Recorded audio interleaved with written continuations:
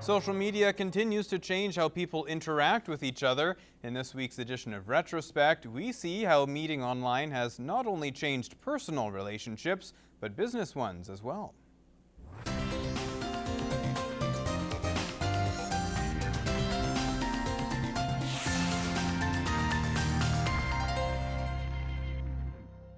Chat rooms have become the fun, favorable communication among the population today. People of all ages enjoy the fun experience of meeting new people. In one case, we met up with a person who met her special someone on the net.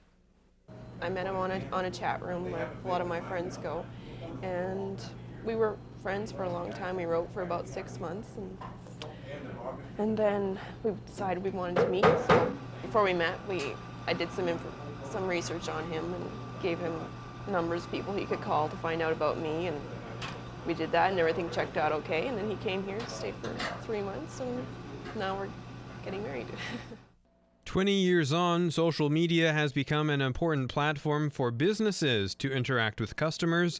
For interior designers, Instagram, Pinterest, and Snapchat are essential. And we still maintain a presence on Facebook, so we're meeting that demographic, but because the images are more important for people and easier for people to relate to, then Instagram has become our main tool.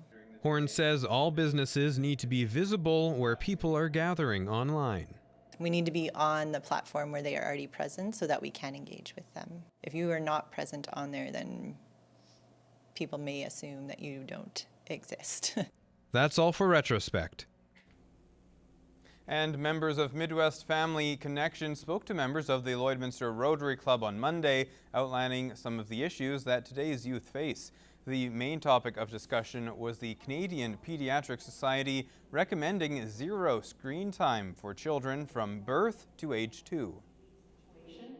Is because the neural pathways are set by the serve and return interaction between a child, an infant, and a caregiver.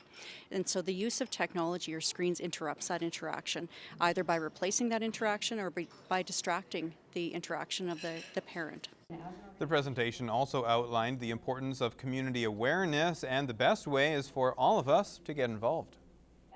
As a community, we can help to inform parents that they are their child's best toy and that love builds brains.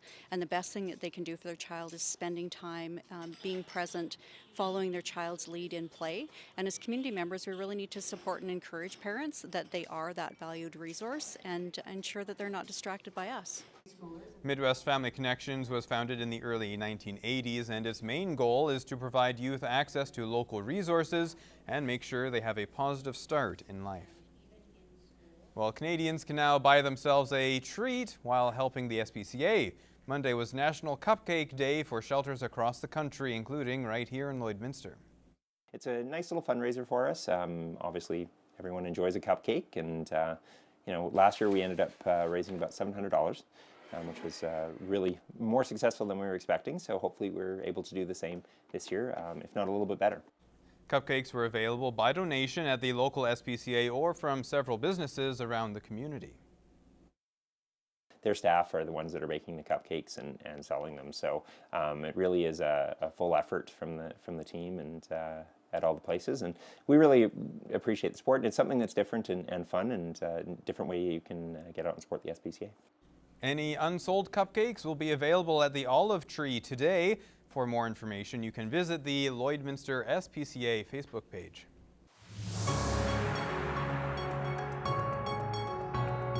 This is Newcap Sports. 23-1, the final regular season record for the Rustlers women's volleyball team. But the real work started Thursday in defense of their ACAC crown and, more importantly, their 2017 National Championship.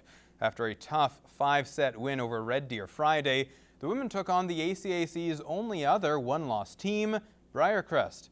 Unfortunately for both teams, only one spot was available for the CCAA National Tournament. But who got it? Lance Phillips reports. The Lakeland Rustlers are going back to the CCAA National Championship Tournament after a dominant 3-0 win over the Briarcrest Clippers claimed the ACAC title Saturday. Nearly all facets of the Rustlers' game worked to perfection. but one in particular stood out above all, given the hard spin-serving players across the court. Our service was great today. They got a few aces on the spin ball, but it's gonna happen. But they didn't rip us apart, which their style of serving definitely has the potential to do. One of our big things going into this match was staying calm on service. They're a very hard serving team, and we knew that we weren't getting out 3 passes every time. We just had to pop the ball up and play to win the rally. Our second contact for most of the part got all the way to the zone that we needed, so that was really good. Honestly, having a setter too that was able to run all over the place and put a ball in a location for us to swing was really good. One of the biggest threats facing Lakeland's women came from the reigning ACAC Player of the Year, Sam Zacharias. The fifth-year outside was held in check for most of the match. A tough task, considering she's the Alberta Conference all-time kill leader. I don't think we executed as well as we could have, and I think we could have mixed our shots more and done more to find the weaknesses on their court, but it's the way she goes. Yeah, we talked about their heavy hitters and who the big players were and what we'd have to do to try to slow them down. And the first one was to make sure that we served tough. And at the beginning, we didn't serve real great, but our serving got better. And next thing you know, they were out of system a lot more.